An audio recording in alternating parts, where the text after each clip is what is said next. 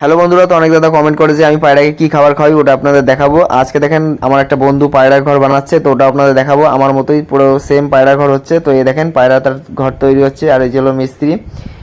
তো মিস্ত্রি হলো যে পায়রা বসে তারই ভাই। তো মিস্ত্রি কাজ করছে। আর এই যে হলো পায়রার মালিক। পায়রাগুলো নিচের তলায় ছিল, তো অনেক কষ্টে ছিল। তো এখন পায়রাগুলো এখানে থাকবে। আগে একতলা ছিল, যার কারণে পায়রা পুষতে অনেক অসুবিধা হতো। এখানটা একটু গাছপালা বেশি আছে, যার কারণে আশেপাশে পায়রা গিয়ে গাছে ঢুকে যেত, নিচে নামতে পারতো না ঠিক মতো। এবার পায়রাটা দোতলা হাইট হয়ে গেছে, এবার পায়রা বিন্দাস এখানে বসতে পারবে। এটা হলো ব্রিডিং ঘর। তো এই ঘরটা পুরো কমপ্লিট হয়ে যাওয়ার পর আপনার দেখাবো। পুরো আমার ঘরের মতোই সেম হচ্ছে, শুধু এখানে তিনখানা ঘর আছে। আমারটা দুটো পার্টিশন, নর মাদি। এখানে ব্রিডিং ঘর, তারপরে এই যে হলো নর, আর ওই পাশেরটা মাদি। এখানে ডার লাগানো হবে। তো ডার বলতে গেলে পায়রা যেগুলো বসে ওইখানে, ওইগুলোকে ডার বলি আমরা। তো এই ডারগুলো এখানে স্ক্রু দিয়ে লাগানো হবে। তারপরে কিন্তু এই ঘর তৈরি হয়ে যাবে পুরোপুরিভাবে। তারপর আপনাদের শখ করাবো। তো কি খাবার খাওয়াই ওটাও আপনাদের দেখাচ্ছি পায়রাগুলোকে। তো দেখেন আমি এই যে আজকে খাবার নিয়ে এসেছি।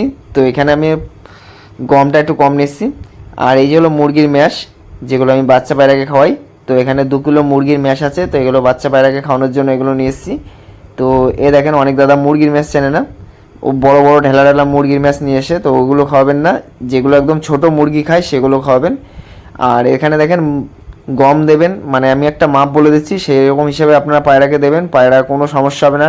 মানে এই গরমের সময় পায়রা ঠান্ডা থাকবে। আর এখন তো বর্ষাকাল, এখন ঠান্ডা গরম এরকম ওয়েদার থাকবে। তো তার জন্য আমি দেখেন নিয়ে এসেছি। এখানে আছে 2 কিলো ভুট্টা, হালকা গরম রাখবে পায়রাকে। আর এই যে সবুজ ডাল আপনারা 1 কেজি দিতে পারেন, সবুজ ডাল এর মধ্যে আছে। তো ডালটা আমার কম ছিল, মানে দোকানে ছিল না, অল্প ছিল, যেটুকু ছিল সেটুকুই নিয়ে চলে এসেছি। এই যে হলো সবুজ ডাল। তো খাবারগুলো দেখেন কতটা পরিষ্কার আপনাদের দেখাচ্ছি। আর এর মধ্যে আছে রাগি, রাগি আছে 1 কিলো, কারণ এখন পায়রা পালক ফেলবে।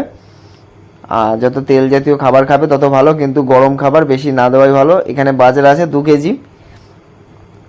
তো দেখেন বাজরা তো কত পরিষ্কার। আর এখানে আছে হাটকা, এইটা হলো ছোট হাটকা। ছোট হাটকা, হাটকা আছে হলো 2 কিলো। এ দেখেন হাটকা আছে 2 কেজি। এই যে হলো হাটকা, কত সুন্দর দেখেন পরিষ্কার।